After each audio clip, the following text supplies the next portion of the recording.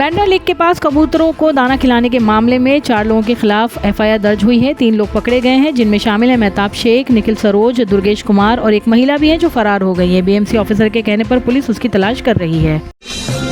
Bandra fair 2025 का last day 21 सितंबर को है। माउंट मैरी बेसिलिका के पास ये 300 साल पुराना त्योहार भक्तों की भीड़ और शॉपिंग का मजा देता है। कल का दिन इस फेयर की यादों को जीने का लास्ट चांस है।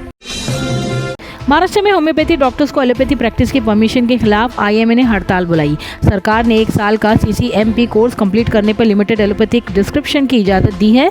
हड़ताल के चलते रूटीन ओपीडी और इलेक्टिव सर्जरीज बंद रही, लेकिन इमरजेंसी सर्विसेज चालू रही।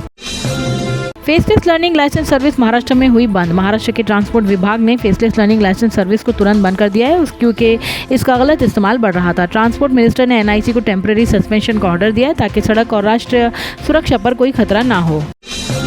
मुंबई पुलिस ने इलीगल कंस्ट्रक्शन साइट पर क्रैकडाउन किया। 3 मेजर साइट्स को सील किए गए और कॉन्ट्रैक्टर्स के खिलाफ लीगल एक्शन शुरू हुआ है। इससे सिटी में अनऑथराइज्ड कंस्ट्रक्शंस में कंट्रोल आने की उम्मीद है। मुंबई ट्रैफिक पुलिस ने कंजेशन कम करने के लिए पीक आवर्स में 1 वे ट्रैफिक और अल्टरनेट रूट्स अनाउंस किए हैं। ऑफिशियल्स का कहना है कि इससे डेली ट्रैफिक प्रॉब्लम में रिलीफ मिलेगा। प्लान बिजी एरियाज और मेजर जंक्शन में अप्लाई किए जाएंगे। शिवसेना ने फार्मर्स के लोन वेवियर्स और इरिगेशन इश्यूज पर गवर्नमेंट से एक्शन मांगा। प्रेस कॉन्फ्रेंस में पार्टी ने कहा कि फार्मर्स के वेलफेयर के लिए तुरंत स्टेप चाहिए। पार्टी ने स्टेट गवर्नमेंट पर प्रेशर भी बनाया। महाराष्ट्र की political parties upcoming assembly elections के लिए एक्टिव है। रैलीज और पब्लिक मीटिंग्स का शेड्यूल बन गया है और पार्टीज अपनी स्ट्रेटेजीज फाइनलाइज कर रही है। स्टेट में इलेक्शन कैंपेन्स फुल स्विंग में है। चलो दिल्ली कैंपेन के लिए मनोज जारंगी पाटिल ने नेशनल सम्मेलन और ओबीसी रिजर्वेशन डिमांड का नारा दिया। ये कदम उनके मुंबई के आंदोलन और हैदराबाद 17 गैजेट के इम्प्लीमेंटेशन के बाद उठाया गया। उन्होंने सब मराठा लोगों को दिल्ली में पार्टिसिपेट करने की अपील की है।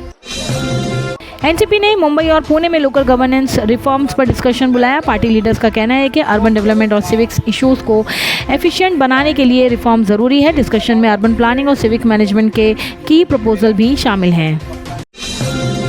दुनिया की पहली एआई कैबिनेट मिनिस्टर अल्बानिया में हुई अपॉइंट। अल्बानिया के प्राइम मिनिस्टर एडी रामा ने डिएला को कैबिनेट मिनिस्टर अपॉइंट किया, जो दुनिया की पहली एआई आर्टिफिशियल इंटेलिजेंस मिनिस्टर है। ये कदम करप्शन को खत्म करने और गवर्नेंस में एआई का रोल बढ़ाने के लिए उठाया गया है।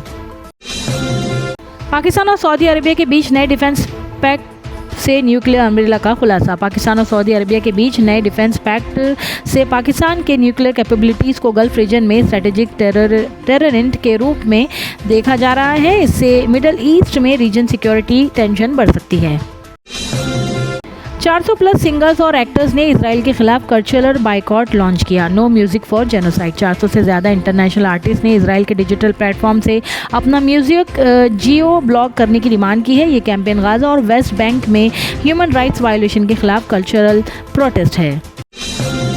डोनाल्ड ट्रंप ने H-1B वीज़ा एप्लीकेशन पर $1 लाख का नया फ़ी लगाया। अमेरिकन प्रेसिडेंट डोनाल्ड ट्रंप ने H-1B वीज़ा एप्लीकेशन पर $1 लाख का नया फ़ी लगाने का फैसला किया है। इंडियन आईटी प्रोफेशनल्स और कंपनीज पर इसका डायरेक्ट इम्पैक्ट हो सकता है। ट्रैफिक जाम में एम्बुलेंस फंसे रहने की वजह से 16 महीने की बच्चे की जान चली गई। पालघर के पल्हार में 16 महीने के बच्चे को इमरजेंसी हॉस्पिटल ले जाते वक्त गोड़बंदर रोड पर ट्रैफिक जाम में एम्बुलेंस फंसी रही, जिसकी वजह से बच्चे की जान चली गई। ये ट्रेजेडी मुंबई अहमदाबाद हाईवे पर रोजाना होने वाले जैम्स का नतीजा है। अब अल्कोहल वाले रूम फ्रेशनर का जमाना गया। अब वक्त है असली खुशबू चुनने का। बखूर, एक अरेबिक ट्रेडिशनल फ्रेग्रेंस जो सुकून के साथ खुशबू का एहसास दिलाए। घर का माहौल हो या इबादत का मकाम, खोजाती का बखूर महकाए हर खासो आम। गल्फ के बाद अब इंडिया में भी खोजाती ने लॉन्च किए हैं 10 नए फ्रेग्रेंसेस। दीपिका पादुकोण ने किंग फिल्म के लिए शाहरुख खान के साथ शूटिंग शुरू की। दीपिका ने काल्की 2898 AD सीक्वल और प्रभास की फिल्म स्पिरिट से एग्जिट कर लिया था, लेकिन अब उन्होंने अपनी 6th फिल्म किंग के लिए शाहरुख खान के साथ शूटिंग शुरू कर दी है। आर्यन खान की web series the Bads of Bollywood में शाहरुख खान और सलमान से इंस्पायर्ड कैरेक्टर्स। आर्यन खान की वेब सीरीज में शाहरुख खान और सलमान से इंस्पायर्ड कैरेक्टर्स दिखाए गए हैं। सीरीज का ट्रायल सोशल मीडिया पर वायरल हो रहा है।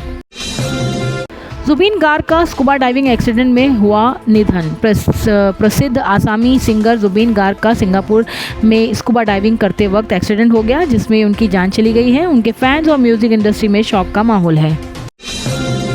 निशांची फिल्म बॉक्स ऑफिस पर फ्लॉप, पहले दिन 50 लाख की कमाई। मराठा फिल्म निशांची बॉक्स ऑफिस पर फ्लॉप रही, पहले दिन सिर्फ 50 लाख की कमाई हुई। क्रिटिक्स ने स्टोरी और डायरेक्शन को वीक बताया है।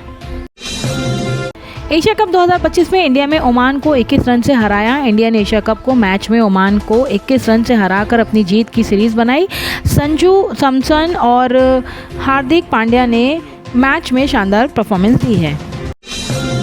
अक्षर पटेल को ओमान मैच में हेड इंजरी हुई, पाकिस्तान मैच में खेलना डाउटफुल। अक्षर पटेल को ओमान के खिलाफ मैच में हेड इंजरी लगी थी, जिससे उनका पाकिस्तान के खिलाफ मैच खेलना डाउटफुल हो गया है। टीम मैनेजमेंट ने उनके रिकवरी के लिए फिजियोथेरेपी स्टार्ट कर दी है। इंडिया वुमेन्स क्रिकेट टीम ने ऑस्ट्रेलिया को हराकर सीरीज जीतने की तरफ कदम बढ़ाया। इंडिया वुमेन्स क्रिकेट टीम ने ऑस्ट्रेलिया को हराकर सीरीज जीतने की तरफ अपना कदम बढ़ा दिया है। मिताली राज और हरमनप्रीत कौर ने टीम को लीड किया।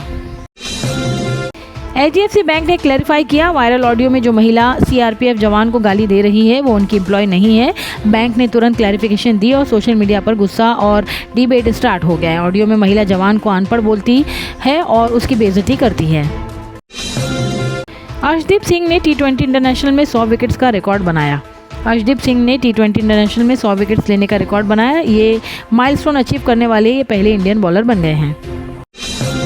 पाकिस्तान ने ग्लोबल सुमुद फोटिला की सुरक्षा को लेकर चिंता व्यक्त की। पाकिस्तान के विदेश मंत्रालय ने ग्लोबल सुमुद फोटिला की सुरक्षा को लेकर अपनी चिंता व्यक्त की है। उन्होंने कहा है कि अंतर्राष्ट्रीय कानून का सम्मान करते हुए इस फोटिला को सुरक्षित रखना ज़रूरी है।